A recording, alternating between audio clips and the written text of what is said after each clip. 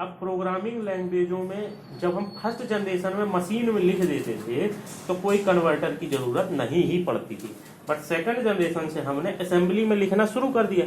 अब computer assembly तो समझता नहीं, किसको समझता है? मशीन को समझता। तो यहाँ पे बीच में एक कन्वर्टर लगाना पड़ेगा और जिसका नामकरण क्या किया गया? असेंबलर। और थर्ड जनरेशन में क्या आया? High level language I. अब कंप्यूटर हाई लेवल तो समझता नहीं, कंप्यूटर समझता है मशीन लेवल। तो हमने यहाँ पे बीच में एक कन्वर्टर लगाना पड़ेगा जिसको हमने नाम दिया या तो कंपाइलर होएगा या तो इंटरप्रेटर होएगा। अब ये दोनों क्या करते हैं? हाई टू मशीन बनाते हैं। ये असेंबलर भी मशीन असेंबली से मशीन बनाता है। तो इसकी नाम इस प्रोग्रामिंग लैंग्वेज के नाम पे ही इसके कन्वर्टर का नाम है। असेंबली है तो असेंबलर बोल दिए, क्या असेंबली है तो असेंबलर बोल दिए, और सीधे सीधे असेंबली से असेंबलर याद कर लेना है। असेंबलर क्या करे? असेंबली को मशीन में बदले। सो सिंपल, नो कोई कंफ्यूजन नहीं है। क्वेश्चन आएगा असेंबलर क्या करता है? High to low, low to high, assembly to low, ऐसे आएगा। असेंबलर करेगा आपका assembly to low. Assembler assembly भाषा में लिखे हुए प्रोग्रामों को लो भाषा में करेगा। लो भाषा कौन? 0101 मशीन लेवल लैंग्वेज पे। सो सिंपल, कोई कॉम्प्लिकेशन नहीं। अब बात आई जब हाई लेवल, जो हमने थर्ड जनरेशन और फोर्थ जनरेशन में जब पहुंचे तो प्रोग्राम हम हाई लेवल पे लिखने लगे। अब हम प्रोग्राम असेंबली में तो लिख नहीं रहे, अब हम हाई लेवल पे लिख रहे हैं। तो हाई लेवल के प्रोग्रामों को मशीन समझे कैसे? क्योंकि अब हम यहाँ कोड और सिंबल यूज करने लगे हैं। इसको तो समझता नहीं, वो तो समझता है 0101। तो फिर बीच में लगाए गए कुछ कन्वर्टर जो इन प्रोग्रामों को कन्वर्ट करें और 010 में बदल के कंप्यूटर को समझाएं। तो लगाए गए कन्वर्टर। तो उस समय कौन से दो कन्वर्टर विकसित हुए? क्या हुए? दो कन्वर्टर। एक को कहा गया कंपाइलर और एक को कहा गया इंटरप्रेटर। अब ये नहीं कह सकते कंपाइलर पहले आए कि इंटरप्रेटर पहले आए, ये दोनों आसपास ही एक ही टाइम फ्रेम में डेवलप हो रहे थे, ठीक है, विकसित हो रहे थे, पर इनके कुछ बेसिक फीचर डिफरेंस था। कंपाइलर अगर दोनों एक ही जैसे काम करते तो दो नाम क्यों रखते? तो दोनों में क्या अंतर है ये भी आपको पता होना है। कंपाइलर क्या करता है? पूरे प्रोग्राम को एक साथ रीड कर लेता है और फिर आपको एग्जीक्यूट करके एरर देता है। इंटरप्रेटर क्या करता है? लाइन बाय लाइन रीड करता है और एरर देता जाता है। कंपाइलर पूरे प्रोग्राम को एक साथ स्कैन कर देता है before converting into binary code. ये पता होना, कंपाइलर पूरे प्रोग्राम को एक साथ 50 लाइन का प्रोग्राम लिखा है, पूरे प्रोग्राम को अपने ऊपर अंदर ले लेगा और फिर उसको कन्वर्ट कर देगा। कोई एरर हो गया तो एरर मैसेज दे देगा कि ये कोड या ये सिंबल या साइन ये सही नहीं लगा, उसका एरर देगा। तो फिर 50 ठो एक साथ मैसेज, 50 ठो एरर एक साथ बता दे, 50 ठो एरर है, टोटल एरर 50। तो अब उसको आप फिर ढूंढिए। तो ये चीजें हो रही थी कॉम्प्लिकेटेड। अब 100 लाइन का प्रोग्राम लिखा, वो 50 ठो एरर निकल आई है और बता भी नहीं रहा कि कहाँ ठो एरर है। तो ये अब एरर ढूंढना कॉम्प्लिकेटेड हो, तो फिर इंटरप्रेटर बनाएगा। तो लाइन बाय लाइन पढ़े, यहाँ एरर है, यहाँ गलत चिन्ह लगा दिया, तो वहीं पर रुक जाएगा और आप उतनी सी लाइन में ढूंढ लीजिए। अच्छा यहाँ पे ऐसे लगाना है, सर हमने ऐसे लगा दिया, इजी हो गया काम, तो आ गया इंटरप्रेटर। तो कंपाइलर अपग्रेड हो गए क्या? इंटरप्रेटर। तो चीजें टेक्नोलॉजी चेंज होती गई। तो और ये लगभग दोनों ये तो इनका बेसिक डिफरेंस पता होना चाहिए। इनके डिफरेंस क्वेश्चन पूछा जाता है। एरर डिटेक्शन कब होता है? जब फुल प्रोग्राम रीड हो जाए तब एरर डिटेक्शन होता है। लाइन बाय लाइन एरर देता है। ये इसमें इंटरमीडिएट कोड होता है, नहीं होता, बस सही याद रखना है आपको। असेंबलर क्या करता है? इंटरप्रेटर क्या करता है? कंपाइलर क्या करता है? पहले ये याद रखना है। कंपाइलर पूरा प्रोग्राम एक साथ रीड करके एरर देता है, interpreter line by line read करके एरर देता है। असेंबलर क्या होता है? असेंबलर असेंबली लैंग्वेज में लिखा, और ये देखिए इसमें लिखा it convert the source code into converting machine, और ये फर्स्ट फेज आफ्टर फ्लैक्सेस, और ये जो है फेजेस में करता है। क्या करता है? जैसे हमने एक प्रोग्राम लिखा है वो कई फेज में है, यहाँ तक हमने इतना एक फेज बना लिया, इतना एक फेज बना लिया, तो वो 3 फेज में 5-6 लाइनों का एक फेज बना लेगा, उसको रीड करेगा, फिर एरर देगा, फिर 5-6 लाइन। असेंबलर ऐसे काम करता है। ये हो गया। ये कंप्यूटर जनरेशन का हमने कंप्यूटर का हमने क्लासिफिकेशन पढ़ लिया था। क्या? उनके टेक्नोलॉजी के हिसाब से एनालॉग, डिजिटल, हाइब्रिड, और कंप्यूटर उनके साइज के हिसाब से हमने पढ़ लिया था माइक्रो, मिनी, मेन फ्रेम और सुपर। ठीक है, इनके आज मैं क्वेश्चन बना के लाया था। ये हम लोग क्वेश्चन डिस्कस करेंगे, कैसे क्वेश्चन आते हैं वो ये लिखा। अब देखिए इसमें लिखा अन्य अवयवों के साथ माइक्रो प्रोसेसर जिस पर आधार से जुड़ी होती है उसे क्या कहा जाता है। अब भाषा ऐसी लिखी है कि इसको 2-3 बार पढ़े तो समझ में। अन्य अवयव कौन से अन्य अवयव? अन्य अवयव तो हमारे इनपुट आउटपुट लगे, उनको कह दिया है अन्य अवयव। इसकी जगह वो महोदय साहब लिख देते इनपुट आउटपुट, बट चीज को कंप्लीट करने के लिए उसने क्या लिख दिया? अन्य अवयव। तो अन्य अवयव में ही आप लोग घूमते रहिए। अन्य अवयव है का। अब देखिए ये अब पहली बार पढ़ेंगे तो समझे नहीं पाएंगे कि क्या कह रहा है। अन्य अवयव, हाँ अन्य अवयव। तो अन्य अवयव जो उसमें प्रिंटर और दूसरी डिवाइसेस लगी हैं उसको वो यहाँ पे बोल रहा है अन्य अवयव के साथ कौन करेगा? माइक्रो प्रोसेसर जिस आधार पर जुड़ा। अब जिस आधार की जगह कह देता कि मदरबोर्ड, तो वो अब कह रहा है कि जिस आधार पे जुड़ा हो और उस आधार का नाम पूछा है तो वो कौन सा है? मदरबोर्ड। तो क्वेश्चन ऐसे देता है तो अपना शुद्ध हिंदी लिख देते सर, समझ नहीं आ रहा है। हम देखिए तब micro processor along with other component लिखा है, अदर कंपोनेंट। अब अदर कंपोनेंट कौन? अदर कंपोनेंट ये इनपुट आउटपुट डिवाइसेस रैम और सब कहाँ लगे होते हैं? हाँ मदरबोर्ड लगे होते हैं। ये क्वेश्चन ये सीडेक का ये आए हुए क्वेश्चन है, मैंने टाइप नहीं किया। वो इतना सरल था लेकिन इतना प्रश्न कठिन कर दिया कि उत्तर अपने आप समझ में नहीं आ रहा। मतलब हर व्यक्ति वो जानता है उत्तर मदरबोर्ड वाला, लेकिन उस सब लोगों का गलत हो रहा है। होएगा गलत, इसलिए प्रश्न ही उसने कठिन उत्तर है। हाँ बनाया है। ये एक क्वेश्चन आया सीडेक। भारत में सीडेक द्वारा डिजाइन और विकसित किए सुपर कंप्यूटर की श्रृंखला का नाम क्या है? अब जो सुपर कंप्यूटर बनाए गए थे तो उनके नामकरण परम नाम से पहले दिया गया था। कैसा? ARAM। और ये सुपर कंप्यूटरों की एक श्रृंखला थी। जैसे अपने मोबाइल में वर्जन मॉडल के वर्जन नहीं आते, Vivo Z1 Pro, Vivo Z1 Pro Max ऐसे लेते हैं ना हम लोग जी। वीवो Z1 लाइट ऐसे लेते हैं। तो ऐसे ये लोग ने कौन विकसित किया है? सीडेक किया है। कौन? ये संस्था का नाम है इसका, सीडेक संस्था का नाम है। इसने विकसित किया है सुपर कंप्यूटर की एक श्रृंखला विकसित की है। उस श्रृंखला का नाम पूछा है जो कि है परम। परम नाम से इसने एक सुपर। अब देखिए क्या एक दिन में नहीं बन पाता, आज बना लिए, फिर रिसर्च चल रही है, दूसरे देशों में कोई और नई टेक्नोलॉजी विकसित हो गई, हमने वहां के टेक्नोलॉजी के बारे में सुना और उसको अपने कंप्यूटर में लगाया, तो टाइम लगता है। तो एक श्रृंखला डेवलप, परम 800, परम ऐसे सबके नाम, परम प्रवेगा ऐसे सबके नाम ऐसे सुने होंगे। देखिए तो हमने थोड़ा सीडेक के बारे से भी क्वेश्चन पूछा जाता है। सीडेक कहाँ है? ठीक है, कब आई थी? 88 में आई थी। ठीक है, एड्रेस कहाँ है? पुणे यूनिवर्सिटी जो है उसके कैंपस के अंदर इनका ऑफिस है। कहाँ? पुणे यूनिवर्सिटी में कैंपस के अंदर। पुणे यूनिवर्सिटी का जो कैंपस बना है उसी के अंदर एक तो बहुत बड़ी बिल्डिंग बनाई। मैं यहाँ गया हूँ पुणे यूनिवर्सिटी, इस डिपार्टमेंट के अंदर तो नहीं गया बट पुणे यूनिवर्सिटी गया हूँ। यहाँ पे कैंपस के अंदर एक तो बहुत बड़ी बिल्डिंग बनी है जो किसकी है? सीडेक की है। और सीडेक क्या करती है? सुपर कंप्यूटर बनाती है। कंप्यूटर की फील्ड में इंडिया में काम करती है सीडेक। ठीक है, पुणे महाराष्ट्र में इसका हेडक्वार्टर है। अब देखिए अब इसमें एक क्वेश्चन पूछा जाएगा कि भारत का प्रथम सुपर कंप्यूटर कौन है? परम 800। ठीक है, और उसमें फिर परम प्रवेगा आगे बना, परम मतलब परम नाम से फिर निकाले, थोड़ा उनमें टेक्नोलॉजी में चेंज करता गया, अपडेट करता गया, तो फिर परम प्रवेगा भी आया। ठीक है, परम सिद्धि भी आया। अभी जो इस समय कुछ काम कर रहे हैं, परम सिद्धि जो है आर्टिफिशियल इंटेलिजेंट पे काम करता है, AI पे काम करता है। ठीक है, ये मैंने यहाँ लिंक भी डाली है, इस पर आप क्लिक करेंगे तो आपको पेज पे ले जाएगा। इस पूरे आर्टिकल को आप पढ़ सकते हैं। ठीक है, जैसे इन्फोटेक ने पूरी डाली है कि कौन कौन से ये सुपर कंप्यूटर ऐसे होते हैं। अब ये देखिए परम प्रवेगा ऐसे, परम सिद्धि, परम क्या लिखा है? प्रत्युष लिख रहा है, प्रत्युष नाम से भी आया। ठीक है, ऐसे सब ये आए। तो अब ये USA, अब पूछा जाए कि दुनिया का सबसे पावरफुल कंप्यूटर या सबसे फास्ट सुपर कंप्यूटर कौन है? फ्रंटियर। कौन? कहाँ का है? USA का। अब ये कह रहे हैं मोस्ट पावरफुल सुपर कंप्यूटर। कौन कह रहे हैं? ये कह रहे हैं USA वाले। और जापान वाले क्या कह रहे हैं? फुकाकू हमारा जो है Japanese फुकाकू which jointly developed by this is now the world fastest super computer. कब हमने अभी अभी ये कुछ उठाया, ये अपने अपने खुद अलापते रहते हैं कि हमारा तेज है, हमारा तेज है।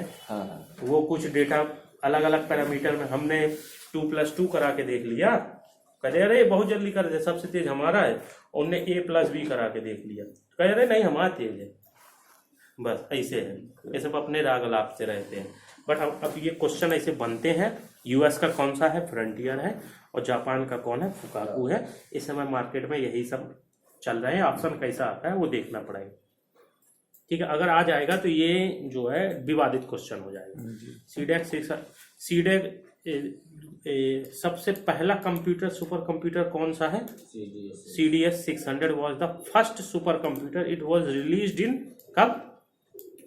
64 में, और डिजाइंड बाय साइमस कैरी, ठीक है। और क्राई फर्स्ट के नाम से जो आया था 1976 में आया। जापान का फुकाकू ये हमने यहाँ पे भी लिया है, इनकी थोड़ी डिटेल है। फिर अगला कंप्यूटर, सबसे शक्तिशाली कंप्यूटर कौन है? अब देखिए ये क्वेश्चन आया हुआ, सबसे शक्तिशाली किसको कहेंगे?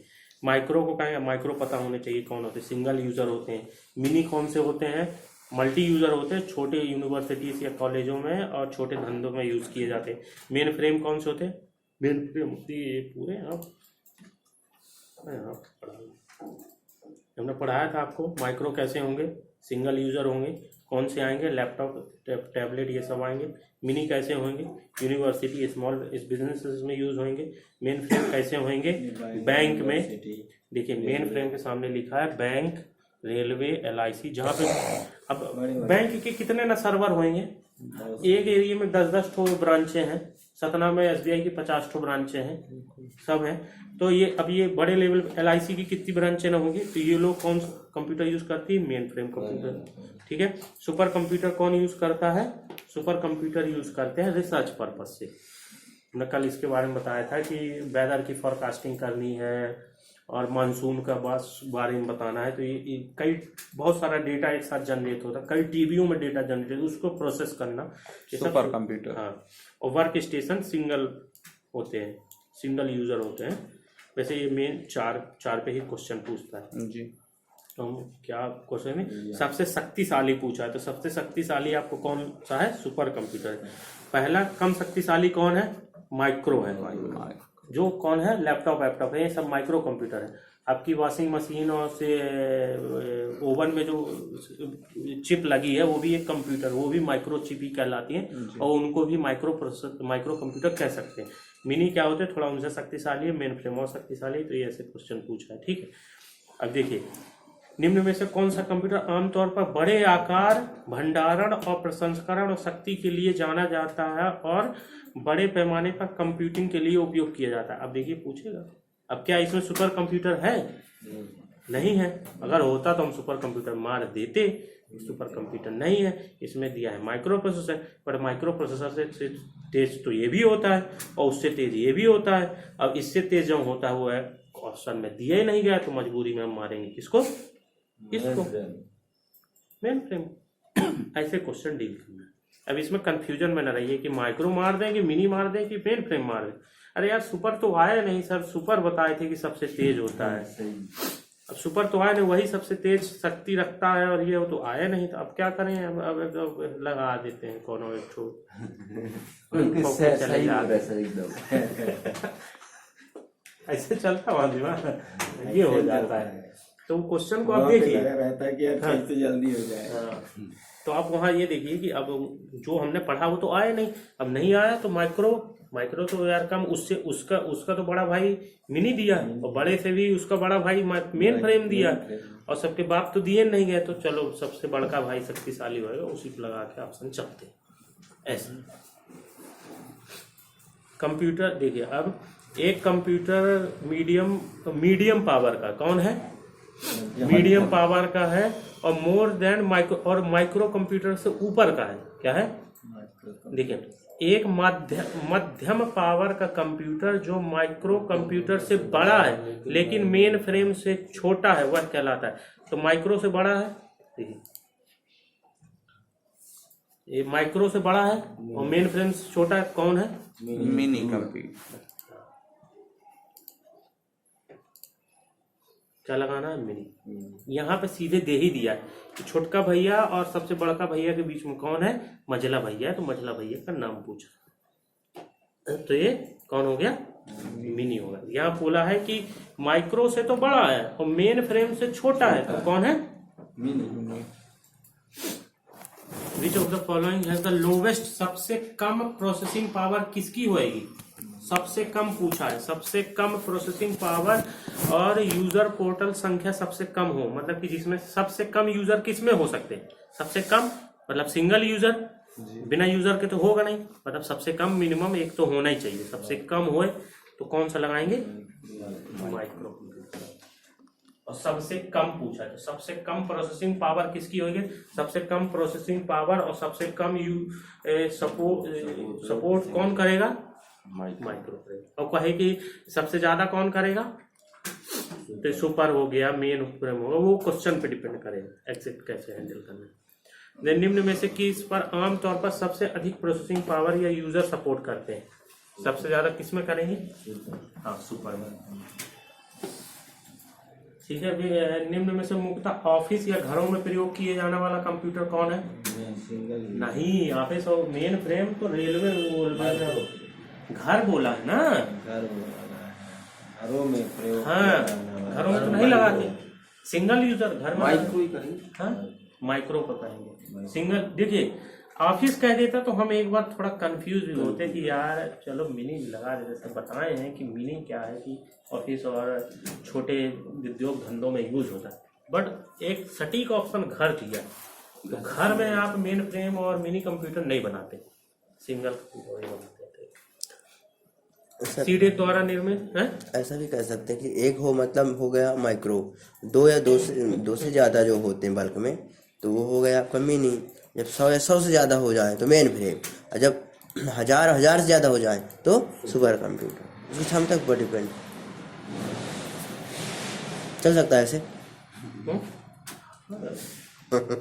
भारत में राइट टू स्पीच सबको क्या सर, बोलने का अधिकार सबको है, अधिकार सबको है, लेकिन सही ही बोले तो ज्यादा अच्छा। उसका कर्तव्य भी कुछ होता है, रोड में चलने का, संविधान में वहीं तक स्वतंत्रता दी गई है जहाँ तक दूसरे के अधिकारों को हाना नहीं। रोड में चलने का अधिकार सबको है, लेकिन हमारा कर्तव्य क्या क्या है, कौन सा है, यही वाला, हम दूसरों को भी चलने दें, हाँ ऐसे हम गाड़ी लिए तो उसके ऊपर चढ़ा देंगे, रोड में चल रहे हैं।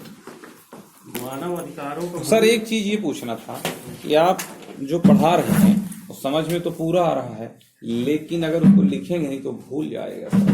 हाँ, तो अब हम यहाँ नोट बनवाएंगे तो टाइम बहुत होगा खराब, है ना, हाँ। तो अब इसका कोई तीसरा उपाय, तीसरा उपाय है कि हम इसको आपको सॉफ्ट कॉपी दे सकते हैं, इसको आप अपने सिस्टम में पढ़िए, अगर सिस्टम नहीं है तो आप इसको हार्ड में प्रिंट लेके पढ़िए। और दूसरा परीक्षा मंथन है क्या आपके पास बुक, काफी सारी बुक है, सब है। खरीद लेते नहीं काफी नहीं वही चाहिए, परीक्षा क्योंकि उसमें सब नहीं ऑर्गेनाइज तो यही इनके पास भी सिस्टम है, इनके पास भी सिस्टम, उनके पास भी तो आप ये मैं सॉफ्ट कॉपी आप लोगों को दे दूं, मोबाइल है ना, मोबाइल में जाकर पढ़ा है ना, तो मोबाइल में ये वन नोट सिस्टम में ज्यादा सही रहेगा, ये ऐसा तो नहीं थोड़ा PDF टाइम लगता है, 1-2 घंटे। देखते हैं कुछ मोबाइल में यही खोलेंगे ना तो एक तो स्लाइड ऐसे ऐसे आएगी, तो आने दो, मरने दो कुछ नहीं तो पूरा खरीदे 5,000 में आता आप है, जो पढ़ा रहे हैं ना आपको भी भूल जाएगा। मेल करते जाते हो जाएगा, लेकिन अगर इसको हम लोग वो छोटे छोटे पॉइंट अगर बनाएंगे तो वो यहाँ संभव नहीं है, उसके लिए बहुत मैं समय अलाउ लगेगा। नहीं करूँगा जी। आप घर पे उसको बनाइए, भाई एक सिस्टम आता है क्योंकि हमको 500 मैटर हजार का। पढ़ाना है बहुत ज्यादा, बिल्कुल है ना। अभी हम लोग जनरेशन में 4-5 दिन से घूम रहे हैं, है ना, तो क्योंकि अभी मेमोरी पढ़ाना है, इनपुट पढ़ाना है, ऑपरेटिंग सिस्टम पढ़ाना है, और मेमोरी में 2-3 4 लेक्चर लग जाते हैं, और फिर उसके बाद हम टॉपिक पढ़ा के निकल भर नहीं जा रहे हैं, हम आपको क्वेश्चन भी बता रहे हैं, आए हुए क्वेश्चनों को कैसे डील करना है, वो आपके दिमाग में कैसे रिटेन करें, हम उस पर भी काम कर रहे हैं। तो अगर हम यहाँ नोट्स भी बनवाएंगे तो फिर आपका कोर्स जाएगा 6 महीने, और हमारे पास भी इतना समय है नहीं। अपने पास 16 तारीख को अपना ITI ट्रेनिंग ऑफिसर का पेपर है, उसके बाद फिर जनवरी फरवरी में ये सब व्यापन के पेपर लगे, तो आपको हम ज़्यादा से ज़्यादा 35-40 दिन पढ़ा सकते हैं। यानी इस बार का एग्जाम आपको नैया पार करा देंगे। हाँ तो ये एग्ज़ाम हम आपको दिला सकते हैं। जिसके पास सिस्टम नहीं है वो आप हार्ड थोड़ा पैसा खर्च करके आप प्रिंट लीजिए बिल्कुल और उससे पढ़िए, या तो फिर मोबाइल पे पढ़िए।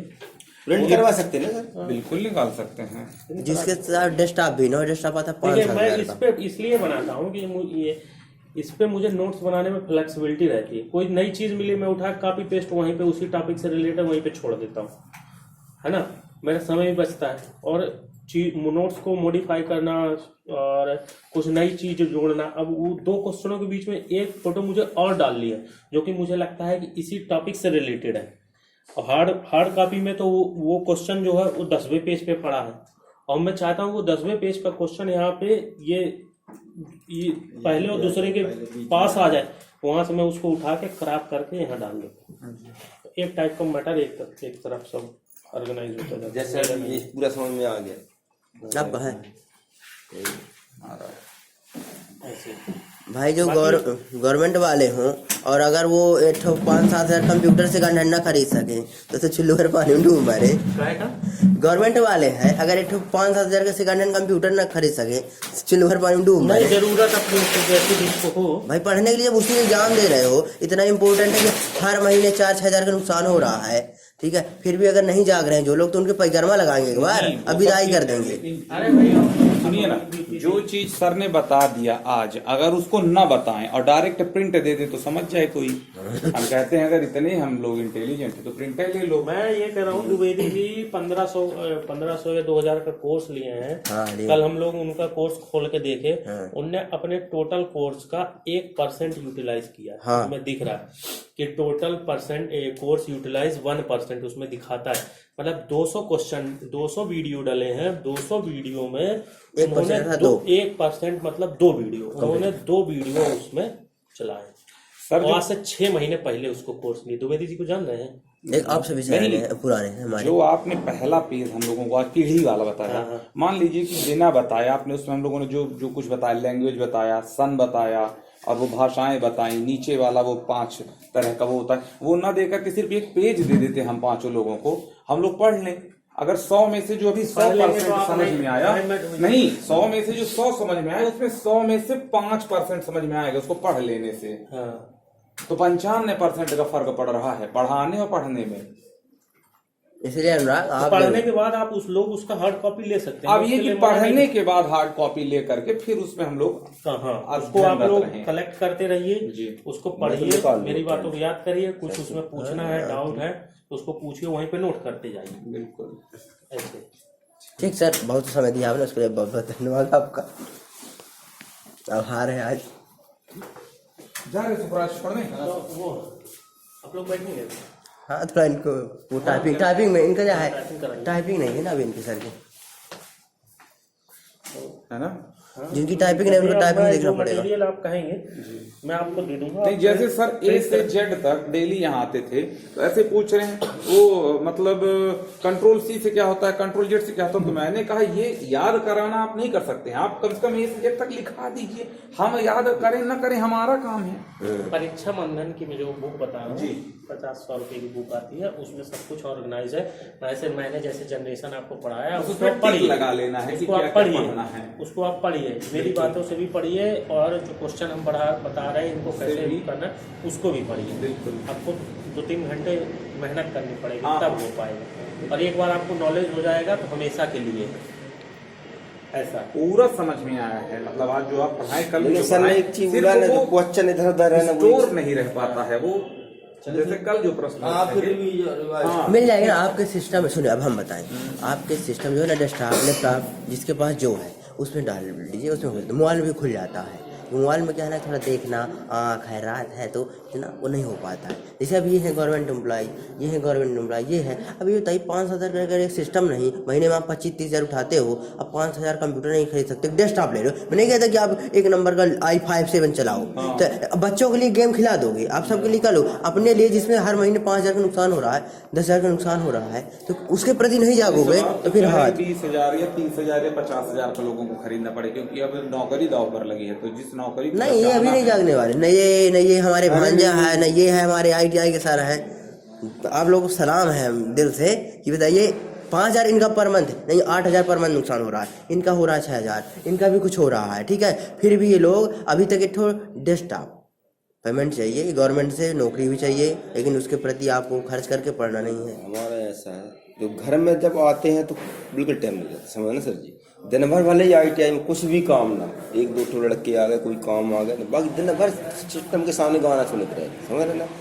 तो आप भेजते रहोगे तो हम उसी को पढ़ते अभी तक हम आपको ग्रुप में जोड़े थे, आपको कभी याद आई, कभी किया? 2 साल पहले गया नंबर। ये बताइए, जिसको स्वयं से जागना नहीं है तो अब ऐसे तो हम खुद परीक्षा की फॉर्म 3 बार दिए 6 साल पर। देखो रात के सुनिए, आप लोग दिन भर चाहे कुछ न कर भांजे बैठेगा 6 बजे तक पढ़ी हो। भांजे देखो, आप जो है रात के जैसे 10 बजे बीच में थोड़ी 10 मिनट टाइम मिला, 5 मिनट, ये बताइए इन्होंने 2 साल में हमसे कम्युनिकेशन तोड़ दिया। 2 साल में बता दें कि अगर टाइपिंग की एक स्पीड बढ़ी हो, एक टाइपिंग 1 नंबर बढ़ा हो, क्यों नहीं बढ़ा? क्योंकि इनने प्रयास नहीं किया। इसलिए कहता हूँ सिस्टम रहेगा तो ये सब चीज़ें आप खोल के देख के जहाँ पढ़ाया जाए वो कर सकते हो। अब तो जाग जाइए, मैं गारंटी देता हूँ। सुनिए, हम लोग का कहना है कि वो नोट्स तो नहीं बनवाएंगे, लेकिन PDF दे रहे हैं ना, पूरी नोट्स दे रहे हैं। तो ठीक है, मेरा ये कहना है आप भी देखते हैं 7:30 से 7:30 से 9 तक उनका जो, तो फिर आप नोट्स बनवा दीजिए ना। फिर मैं एक काम ऐसा कर देता हूँ, देखिए हमारा मानना है कि नोट्स लिखवाएंगे उसमें बहुत समय लगता है, तो हम वो जो PDF जिससे पढ़ा रहे हैं ना, उसी को डायरेक्ट आपके कंप्यूटर में डाल देंगे, चलेगा? ऐसा भी चल रहा है जो अभी बता रहे हैं, आपके कंप्यूटर में हम डाल देंगे, ठीक है?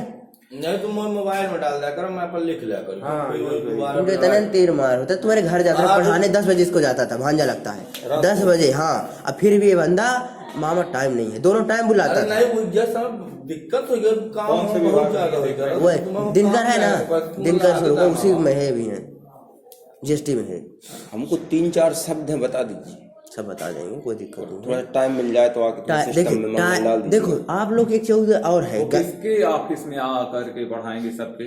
ITI जाएंगे, फिर तो मंडी जाएंगे, फिर वहाँ कहीं जाएंगे, न जाएंगे, पुलिस विभाग आएंगे, फिर स्वास्थ्य विभाग एक चीज और बताएं, जाने बात नहीं कही, मोबाइल में डायरेक्ट। अरे सुना पहले, इनके कहे माजा खा, इन टाइपिंग में पास हो चुके हैं, सुखराज टाइपिंग पास हो चुके हैं, तो टाइपिंग में दिक्कत ना हो। फिर जो कितने हो जाए क्या मतलब? टाइपिंग में देखिए, जो एक बार पास हो जाता है, सुना पहले, एक बार जो पास हो जाता है उसको अपनी प्रैक्टिस थोड़ी थोड़ी करते रहनी चाहिए। तो वो आप 3 बार बोल चुके, वो काम आपको नहीं छोड़ा।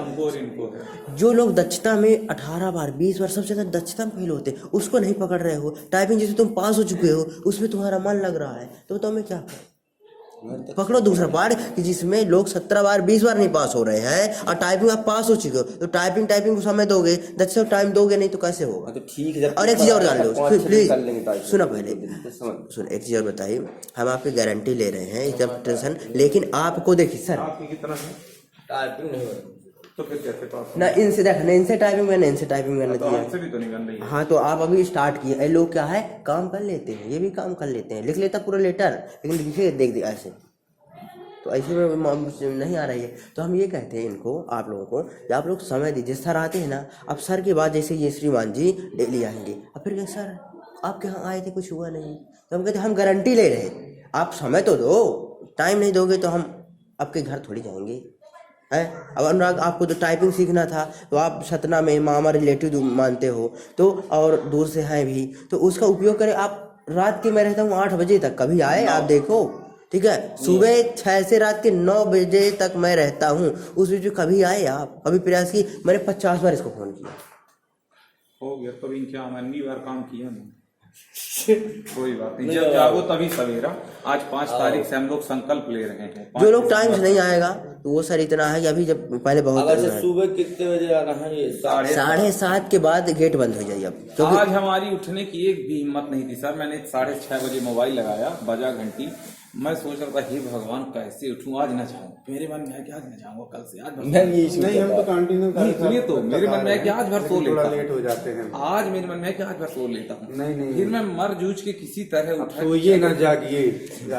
जानते हैं इनको हम ये कहेंगे, सर के पहले आप लोग आओ, सर 10 मिनट पहले आ जाते हैं। तो सर के बाद जो आते हैं तो सर में से हमारे डूब मरी, वो बताओ इंटेलिजेंट इतना समय दे रहे हैं और आप लोग उनके समय का दुरुपयोग कर रहे हैं। कितने बजे आ जाते हैं? वो 7:30 के पहले आ जाते हैं। कल से 7:25 पर हम लोग यहाँ खड़े रहेंगे। देखते हैं कौन कौन वादे के पक्के हैं। बल्कि आधा घंटा वो और बढ़ा दें अपना 7:30 से 9:30। नहीं 9:30 ऐसा करिए फिर ऐसा ही तो आप लोग आ जाओ 7 बजे, 7 से 9। तो क्या वो आ सकते हैं 7 से 9? हाँ वो आ जाएंगे 10-15 मिनट। देखिए होता क्या है कि वो आ जाते हैं, जैसे आप आओगे 10-5 मिनट पहले मैंने चालू सिस्टम बैठना और थोड़ा सा 4-5 मिनट तो चक्कर पकड़ होता ही है, तो उस चक्कर में आप आए और बैठें और फिर तब तक मैनेज कर लें, जो एक दूसरे से थोड़ा डिस्कस कर लें। 7:15 से 9:15 करते हैं हम लोग, है ना, कि 7 से 9 चल जाएगा। मतलब आप लोग 7 से प्लस 10-15 मिनट तो लग ही जाएगा और 10-15 मिनट तो लग ही जाता। फिर जैसे अभी देखो 15 मिनट लग ही ना गया, तो कुछ ना कुछ वही चर्चाएं, वही समस्याओं का सोल्यूशन उनके जाने के आने के बाद बच्चों को 15 मिनट आगे और 15 मिनट पीछे चला जाता है। तो आप लोग ये मानो 7 से 9